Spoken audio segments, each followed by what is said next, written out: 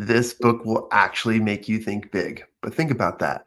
What does that mean to actually think big?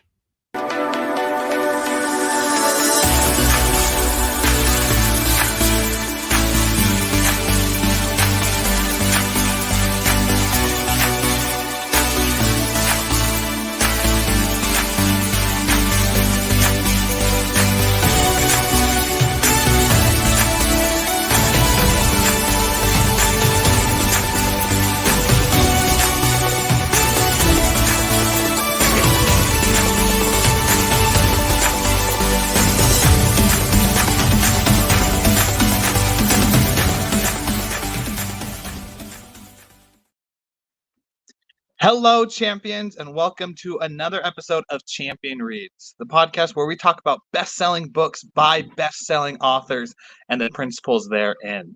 My name is William Blake, and today we have with us Ian Sturmer, who is our co-producer, as well as the founder of Champion Circle, John Kovacs Jr. And today we're wrapping up the series of The Magic of Thinking Big by David Schwartz. And with everything that we've talked about, from the mindset of thinking big to taking action to really deep diving into the perspective and the goal setting portion of it, we're now going to go into the more practical side, as well as what David calls the 5 murdering weapons of success. So we're going to jump right into those different 5. And those different 5, let me just quickly pull up the awesome book. We have self-depreciation, security-itis, competition, parental dictation, and last but not least, family responsibility. So, we can dive into any of those 5, but let's start out with the first one, self-depreciation. Before I even say anything, Ian or John, what are your guys' thoughts just initially on self-depreciation? Probably my ideas aren't that good, so I'm going to let John go first. Nah. That was very self-depreciating. That was very well done. I tip my hat to you, sir. We've covered a lot of books, and this topic comes up a lot because it is all about the way that you treat yourself. And in many other books too, they talk about positive self-talk and using that to overcome challenges, to be able to lift yourself up, build the confidence you need. Therefore, it's a very, very effective tool to diminish yourself and make yourself smaller if you depreciate a lot. So yeah, this is an obvious topic if you want to be someone who thinks outside the box and does things outside the realm of normality. And I think that we get to experience that. Yeah, I think so. It's so easy to put ourselves down or think we can't do something or not recognize the achievements that we make. I had a discussion with a friend a little while ago, and she was about to go on a radio show and kind of tell her story. And before that, she would say, well, it's not that much to say. I don't know what to do. There's nothing about me. So I started talking to her about her experiences, and she happens to be a friend of both of us, or all 3 of us here. Sorry. So I won't mention her name, but said, you came here from another country. You got a bachelor's and 2 master's degrees. She started her own business. She's achieved all of these successful things that she didn't realize what she had done. Now, between the 3 of us here, I don't think we have any master's degrees. So she's got 3 of us beat right there. But she just was thinking, well, anybody can go to school. Anyone can do that. That's not special for me. But when I told her her story, she recognized that she did accomplish things. There was more to her than she recognized, because she was just putting down her accomplishment as, it's nothing. Anyone can do that. So sometimes I think to avoid that self-depreciation, we need to step back and tell ourselves our own story. and put it in the best light. And I know I've done that myself, and I've been pretty surprised at how awesome I am, because I didn't think I was that much until I put it in the right perspective. So tell yourself your own story to avoid that self-depreciation. There's my advice for now. And how important is it? I remember back 5 years ago when I first started that those thoughts would come into my mind. It's like, I don't have the knowledge to go into this industry. I failed before. Why am I not going to fail again? I haven't gone into sales. Why do I think I'm going to be good at it? Like, these negative thoughts kept going over and over and over in my head. But it took someone else telling me what I've already done and what I can do to knock me out of my head. That's why I love Champion Circle, where we got champion members to as a group to help knock some sense into me as well as each other, and to really come at it with that third party, I don't know if it's advice, but third party perspective of saying, dude, you're already doing so much. You what you think is normal is great for other people. And for us, I know I've gotten caught in the mind trap of, if it's something I can do, everyone can do it. And it's a really hard mindset to sit on, because if you really think about it that way, then you're just going to always keep yourself as average and never see your true worth. But when you think big, right, we're talking about the magic of thinking big. When you think bigger, when you have other people in your group who can show you that you've already done some great things, as well as you have plenty of potential that you can still go after, it's humbling. And it's so motivating and mind-blowing.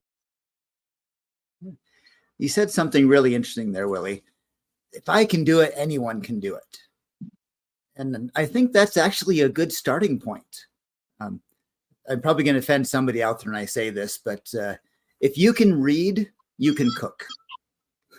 If you open up a cookbook and you follow what the recipe says, if the three of us all do it exactly what the recipe says with the same type of oven, we're going to get the same result. So I think the first step is, if we're doing it exactly following directions. But the first step in avoiding self-depreciation is to stop saying, I can't do it, and anyone can do that. And I'm part of anyone, so I can do that. And I think that's a first step of not doing something. Then we can build up to the greatness and how we're unique and what we can add to it to make it something better. But before we get there, we need to stop and say, if anyone can do it, I can do it. If I can do it, anyone can do it. And then we can stop destroying ourselves, and then we can move to the building phase. Yeah, there's definitely two sides to this coin. You can use it as a positive, or you can use it as depreciation, right? And the more you use it as depreciation, it becomes something where your norm is like everyone else's. But if you say it like, wow, they did it, so I can do it, that's appreciating. That's giving yourself permission to say, yeah, I can do that, or I can accomplish that. And so it becomes a two-sided coin. I was literally having a conversation yesterday with a friend, and I said, for public speakers, it's always the bottle or the glass is half full, but for everyone else, it's half empty. Or I am halfway towards the front of the bus, or I am halfway towards the back of the bus. Whatever is your positive or negative, you have to learn to not use it in the negative, but to use it as a way to build yourself up, your confidence. Because I'll tell you what, I have done some silly things in my life, like jumping from a fence to a trampoline to see how far I could reach.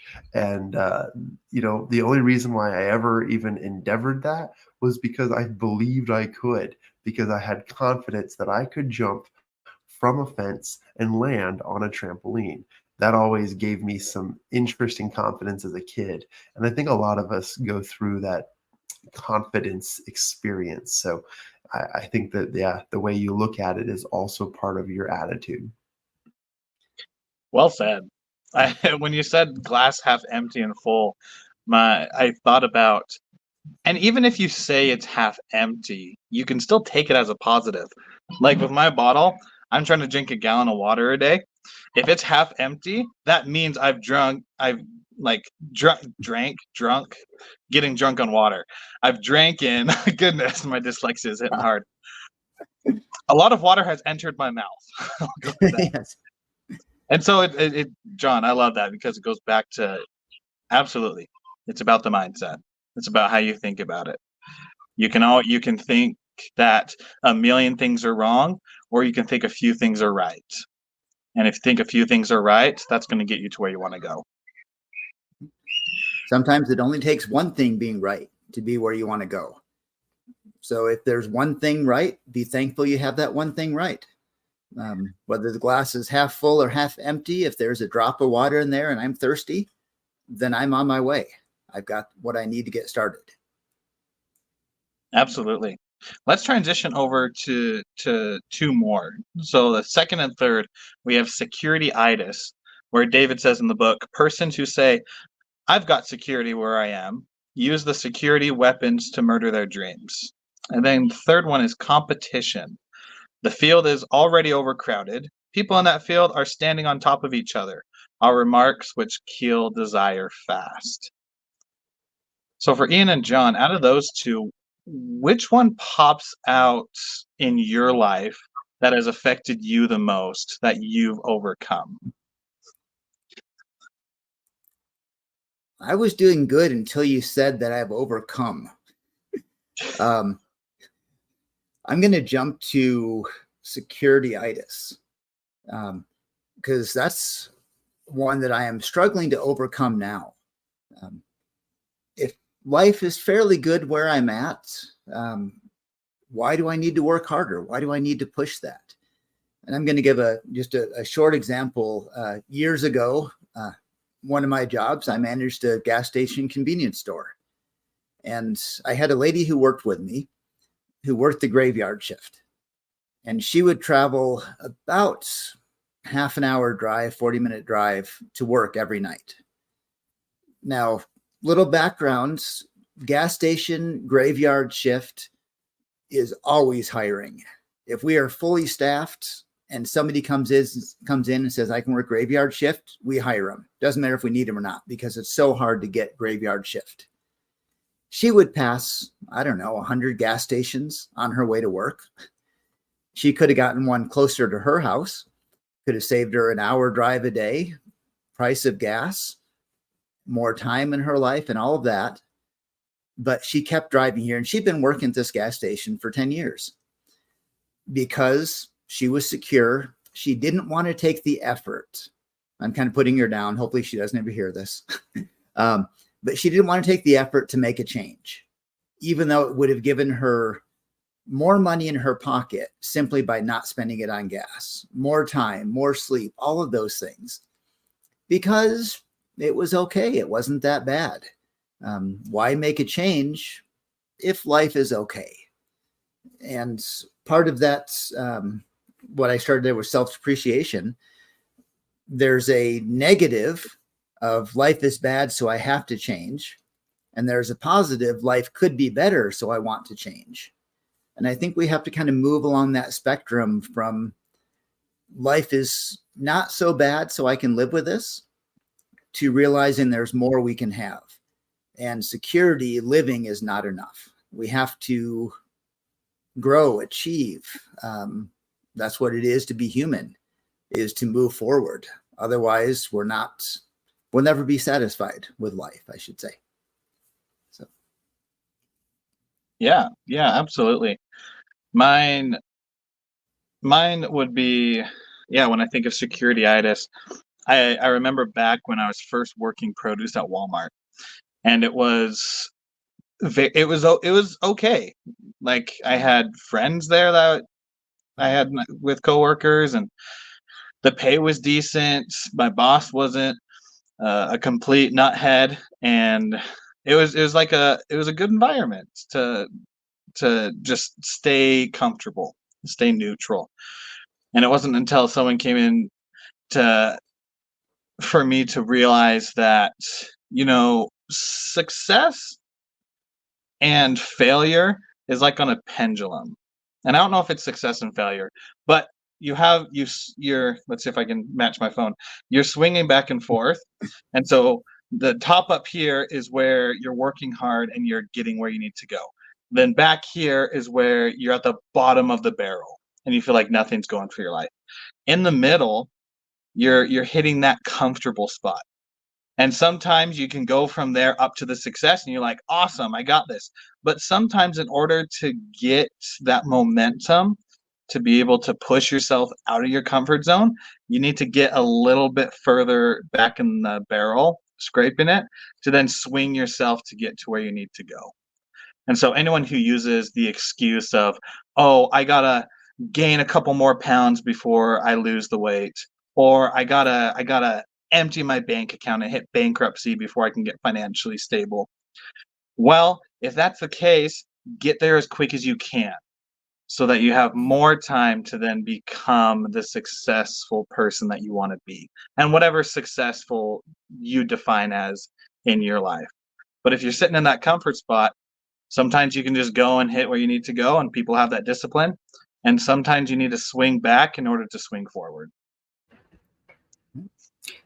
I like the discussion of pendulum because it really is a perspective, and you can allow one thought or perspective to totally weigh you down, but you could also have it lift you up. And I agree wholeheartedly. Some people are motivated by futuristic goals, meaning they can begin a step 2 to their goal process by a certain date. But I have found personally, in my own experience, that waiting until the timing is right, the perfection is there, oh man, well, I can do this if I wait only this much, or if I only had $1 million, then I could do something. And that is what I have found to be the security-itis that causes a lot of people to future their success and basically put themselves on the bench rather than in the game. Because if you put yourself on the bench, nothing can happen. No productivity can come about. You've given yourself an out. And a lot of people will hate to admit that, but it is giving yourself an out. And when you do that, you now have told yourself that, you know what, it's okay if I don't do what I need to do. And I'm going to stop right there and pause. And for the record, and I'm just going to lean in and I'm going to say, no, stop that. Like literally stop that. Your greatness and your success isn't just about you. It's about having the rest of the world benefit from you thriving. And that is the ripple effect of you being an all-star, of you being a champion, of you being somebody who's living their best life, their best ways. And when you deprecate yourself or deprive yourself, that's the better word. I don't know what deprecate means. I just threw that out there. When you deprive yourself of your success, your greatness, yourself, you deprive others of being blessed by you as well. So take that to heart. I don't mean to, call out the world and our listeners and say, shame on you. No, I'm not that kind of preacher, but I do want you to understand that by you playing small is not serving the world. So if you need security, reevaluate what you're doing and how you're doing it, because that security is already there. I was sitting in the audience at a really large tech conference once, and the amazing, the famous, I almost said Brett Favre, Steve Young. Steve Young was speaking, and he said something so profound. And he said, "You already have the platform for success." And I remember hearing that, and it was so close to the mantra that I live by and the Champion Circle lives by, which is everything you need is already inside you. Steve Young said, you already have the platform for success. Now launch. And that was like the invitation to go for me in so many areas of my life. And if I ever get the chance to meet Steve Young, I will tell him about that, because it really ignited some fires under my shoes and led to some great stuff. But yeah, that's my addition to this quick conversation about that, because you can't wait. Waiting is definitely going to murder. It's a murder weapon. Murder. I love that phrase. It's a murder weapon to success. Yeah, just want to throw out a quick thing there that you were saying, and to piggyback on that, I think the twin brother of security-itis is fear of failure. If I don't do it, I won't fail. I'm good enough where I am. If I take a step, I could fail. So I can be secure in a little bit. And if I risk a little more, I may lose what I have. So that fear of failure, that desire for comfort really are two sides of the same coin. Yeah. Wow, you two just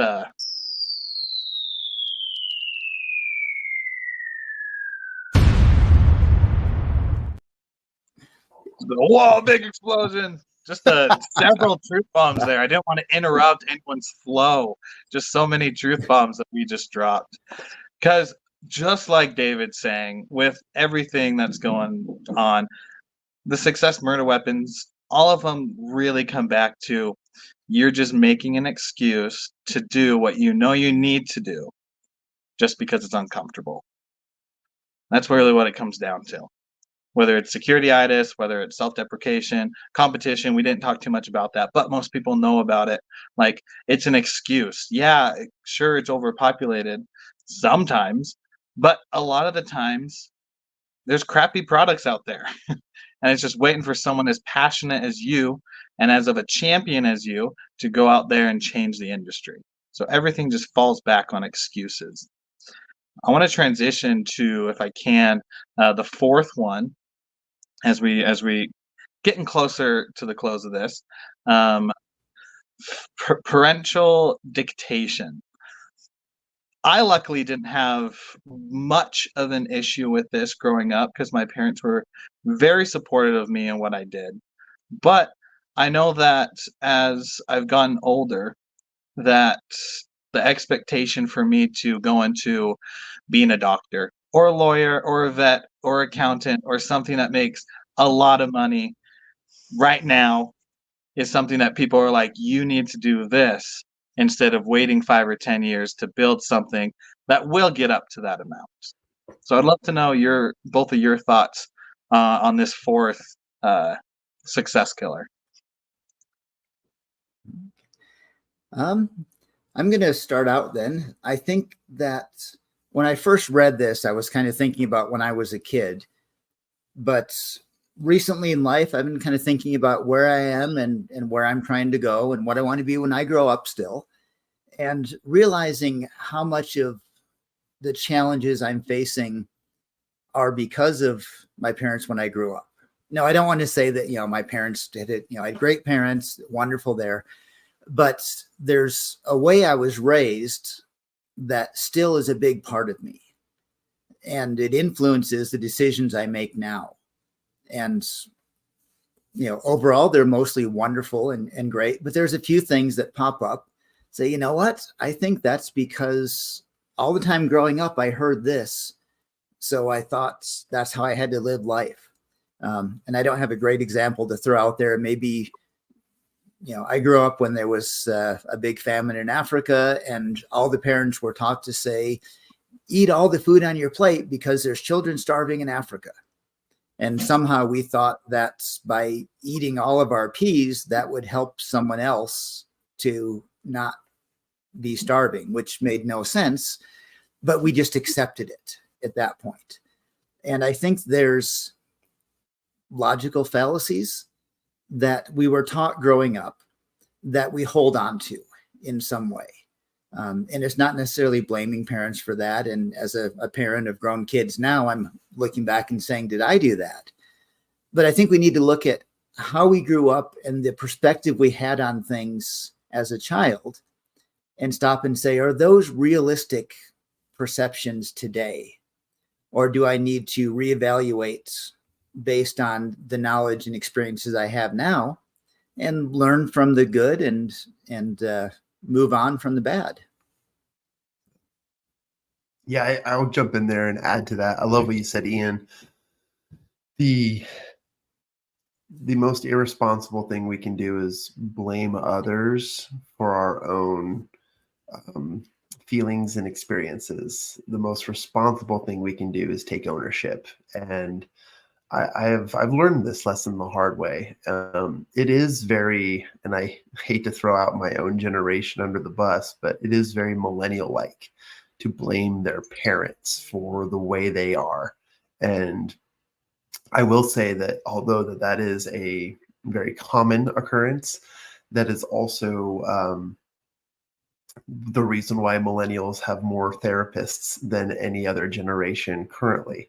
And they are starting to seek help, which means they're getting the help that they need. But it's interesting because anytime you see your circumstance as somebody else's fault, is when you're not thinking outward. And I don't mean to turn this onto you and say like it's your fault. Like, duh.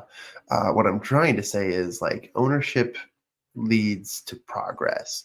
And a lot of us, we can place that on our parents, but this gets into a whole nother conversation. And I'd like to invite our listeners to go and review the episodes in which we discussed the book Outwitting the Devil, dictated by Sharon Lecter and written by Napoleon Hill, because in that book, we talk about wanderers, okay? The people who are drifters.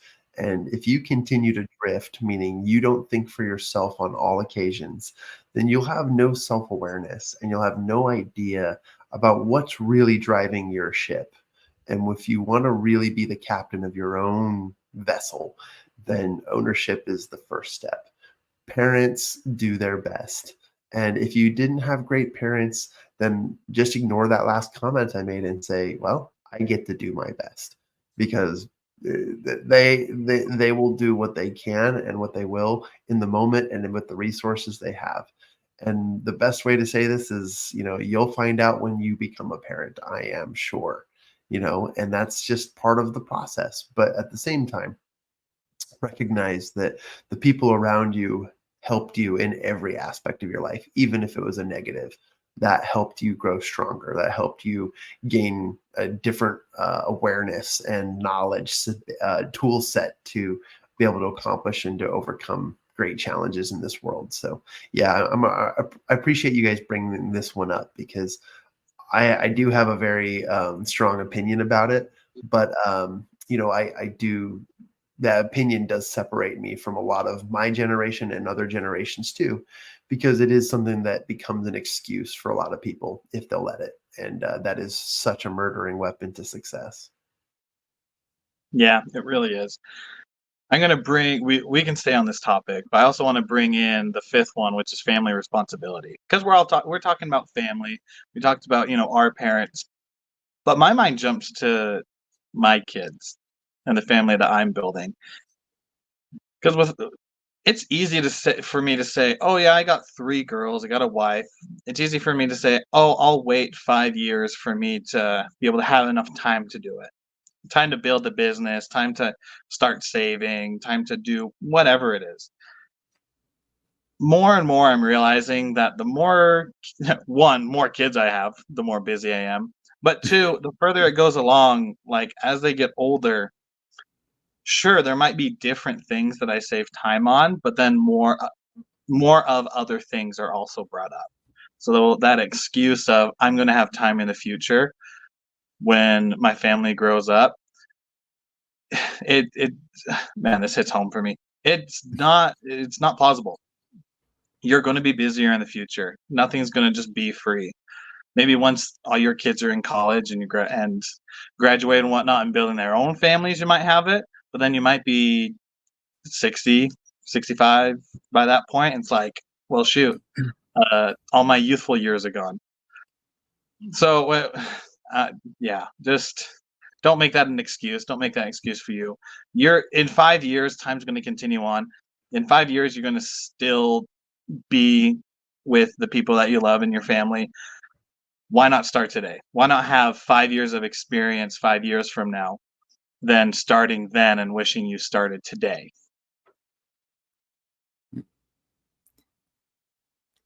So we're all speechless with that. Yeah. You're Yeah. right. Right. That's the other truth bomb you should be doing right now. It's, you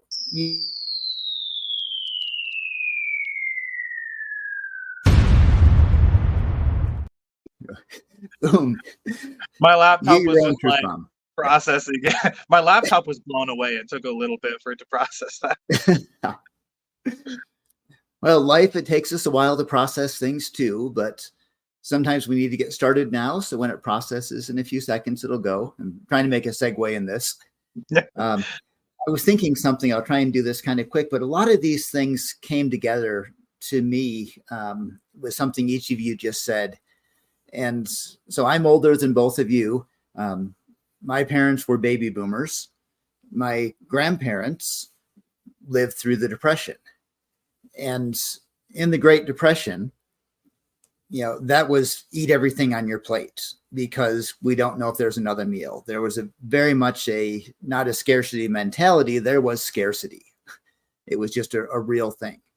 And the idea of reusing and being careful of what you waste and all these things carried through from my grandparents to my parents. My parents both grew up on farms where my grandparents went to work, but there was still a small farm because they felt they needed that extra security around them. And some of that's moved into me and my generation from my parents, that idea of you need to have security, you need to rely on yourself, the way the parents taught us based on what they lived through, which may or may not really be as true in the next generation. And that, again, the parental dictation to the family responsibility, and what are we doing for our family? And is it the best way we're helping our family? All of those carry through. And I think it goes to the last generation teaches on their experiences. And I think biologically, I'm old enough to be each of your fathers. So my generation passes on to your generation what we learned from my parents. And all of that changes. So I'm going to kind of go into the family responsibility of that. We need to stop blaming the past or taking false lessons from the past and saying, what do we need right now? And how can we start today with a new direction that's going to be right? And it takes some self-evaluation, but it also takes just some gumption. Like the wonderful Mr. Blake has recently made some changes in his life, given up some security to chase after a dream that's going to be there to better raise his family and take care of his family. And he personified overcoming all of these through his recent life story, which makes you a hero to me, Willie. And I think you've just been a great example of all of that and saying, this is how I can overcome all of these, because I have a dream of a better life for me or for you, and especially for your family, which is the most important thing for you. And I think we should all watch Willie and look at his life and podcast as well to gain knowledge and see a real life example of how important these principles are and the changes they can make in our lives. So I'll give a kudos to you. Thank you for that. John, as we're closing up, what are your last thoughts on this conversation? Yeah, final thoughts. I love this conversation, and I iterate what Ian said and what you've said today, and it's powerful. Be aware. Literally wake up. Wake up from your subconscious movements, and you're just allowing life to live, the life to take over. Because as you take over and take control of your life, you will be able to combat the things keeping you from the things that you most want to achieve and accomplish. And it's so easy to do that, or simple at least, if you look at it from the right lens and perspective. So you do have what it takes. And this is a very valuable lesson to learn, and a great reminder for that. And to finish off with that, you're already at the next level that you need to be. Like you already have the skills, the experience that you need to get to the next stage you want in life. So for you listeners, you champions, just start taking that next step, and you got it. Thank you guys for joining us. This has been another awesome episode of Champion Reads. We are super excited that we were able to wrap up this book, The Magic of Thinking Big, and very excited also for our next book, The Alter Ego Effect by Todd Herman, which, as I've read it, has been pretty wonderful. So stay tuned to the next episode. If you found inspiration in this episode, go ahead and subscribe to our podcast as well as YouTube channel, mychampionscircle.com. You can also go to mychampionscircle.com web browser to be able to go to our website, and there you'll find links to all our social media, as well as links to our mastermind, accountability, coaching, and everything in between. So until next time, champions, continue to be awesome, continue to be the champions in your life, and remember, you have the power to do what you need to do, so go ahead and do it. We'll see you later.